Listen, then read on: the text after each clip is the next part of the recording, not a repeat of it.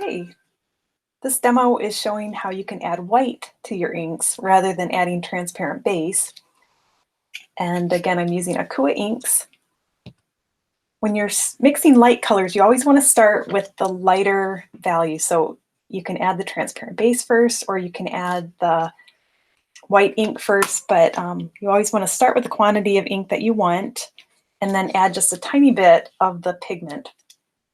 So this is our first color of our reduction print, and it's very important that that first value be very light, since we have to darken each subsequent layer of ink, and this will be our lightest value other than the whites of the page. So I'm going to add just a tiny dot of blue to that. I'm not going to overdo it.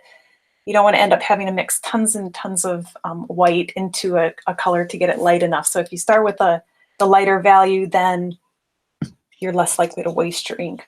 So I'm going to go ahead and pre-mix first a little bit. The white is quite thick, so I'm going to kind of mix it together before I get the roller involved. And we're striving for a very light value. This looks pretty good. Now we'll be spreading out the ink. Again, roll it a little bit of the way, then lift up the roller, put it back over the ink slab so that you start to distribute the ink over the whole roller.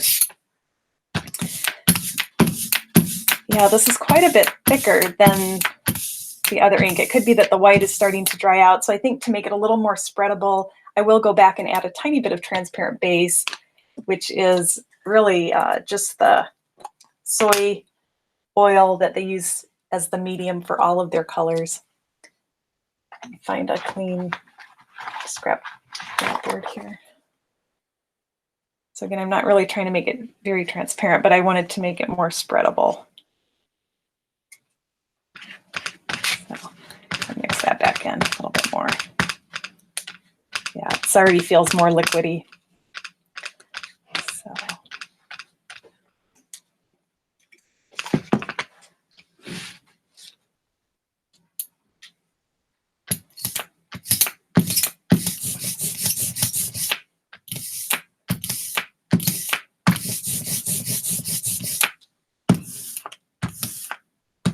So one thing I want to point out is how different the transparency of these inks are.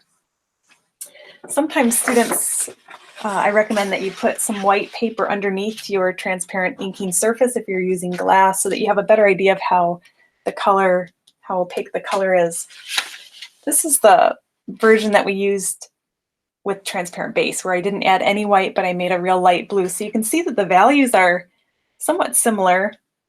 This is definitely more of a pastel tint, whereas this is a little bit maybe pure blue. But I want to show you the difference in opacity as well. So I'm going to slip a piece of newsprint or newspaper underneath here now, so that you can see that the white is a much more opaque ink, whereas slip this under the transparent one, you can see that this allows a lot of the other colors to still show through, whereas the white doesn't. So it's a matter of personal preference, and in some cases you may want to make the ink more opaque because you need it to cover a color that's a complement, and you don't want the colors to turn muddy. But that's one consideration. So even though these might end up printing a real similar value on the paper, they perform differently.